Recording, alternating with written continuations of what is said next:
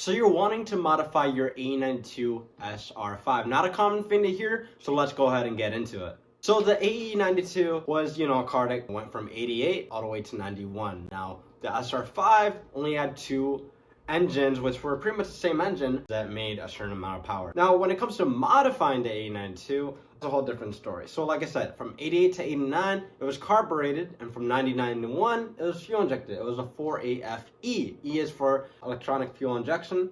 Yeah, so it wasn't, it wasn't that much of a huge thing, but from the 4AF to 4AFE, it was pretty big because you felt a lot more, at least a little tiny bit more power with the 4AFE. Now, would I say you swap your 4AF to a fuel injected? I wouldn't say that. A lot of work. Let's talk about what you can do to your 4AF and 4AFE. Now, with the 4AFE, what you can do, at least something, there's both some small, very little bolt-on modifications that you can do. First things that people tend to do to the 4AF is headers. After they do headers, they tend to change the carburetor on the 4AF. So they'll go with I think it's a 3236 Weber carbureted.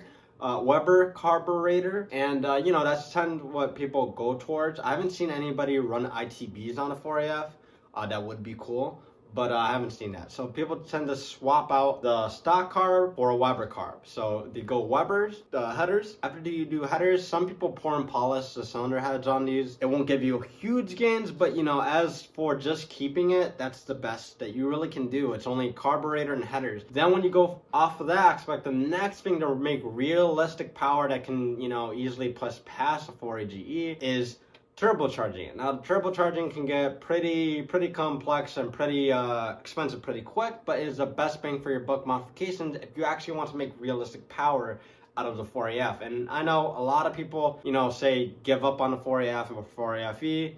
It's slow, this and that, blah, blah, blah. But, 4AFE turbocharged have proven to, do some damage. So I do recommend you guys doing your research and going and looking towards doing that. Also, what I see people tend to do to make out of the 4AFs or 7AFs is they go and make a 7AGE. I will talk about that in another video, but pretty much it's a Frankenstein engine that has the 7A block, 4AGE head, and, a bunch of other small components that, but it can make cool, fun power. But like I said, when it comes to 4AF and 4FE, the most you can really do is pour and polishing, headers, Weber carburetor, and maybe doing a nice refresh, because you got to keep in mind these cars are from 1988 to 91. They don't make the power that they put out from factory by now. They're pretty clogged up, they're old, they haven't been maintained probably before you. Other small things like installing a short shifter that you can get from the AU101s, or even some of the Celica short shifters work great for these cars. It helps improve the feel of the car and makes you one with the car. So not necessarily you need a lot more power, but it makes the car feel more interactive with you,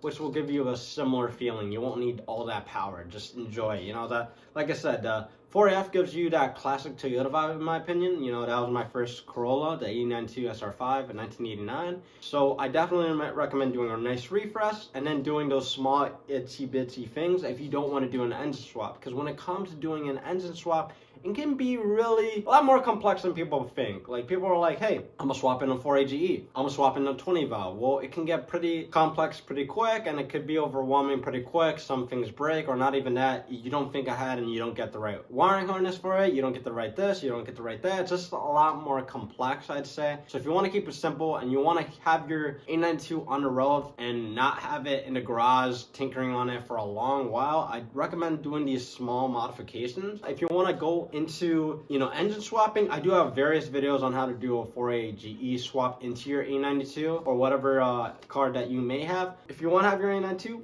on the road, man, just do these small modifications and it'll really liven up the car. Don't beat yourself down because you don't have the GTS or the 4AGE. Work with what you got. I promise you, these cars are so fun, so beautiful, they look great, and I promise you won't regret it. If you want to see more Ae92 content, you already know what to do.